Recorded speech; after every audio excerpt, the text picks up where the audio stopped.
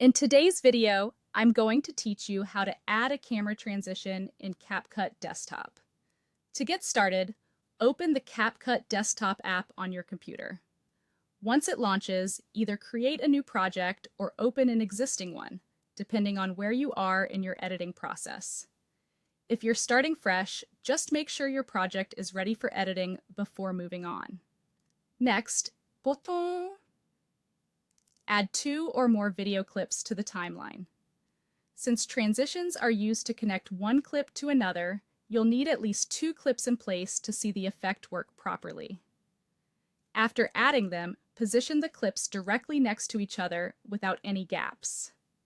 This is important because if there's empty space between the clips, the transition may not apply the way you expect.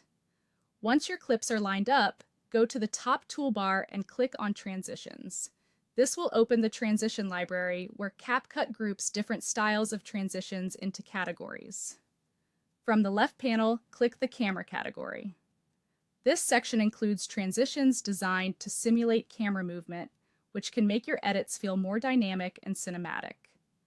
Now take a moment to browse the available camera transitions. You can look through the options and choose one that fits the pacing and style of your video. When you find a transition you want to use, select it. If that transition isn't already installed, click the download icon and wait for the download to complete. This usually only takes a moment, but it's important to let it finish fully before applying the effect. After the transition is ready, click the plus button to apply it, or simply drag the transition between the 2 clips on the timeline.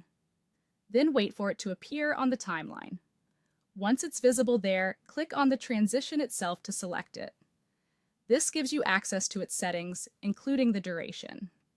If needed, adjust the transition duration so it better matches the speed and feel of your edit. A shorter duration can feel quicker and sharper, while a longer one may feel smoother and more dramatic.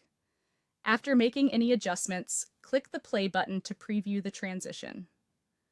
Watching it back is the best way to check whether the movement feels natural between the 2 clips.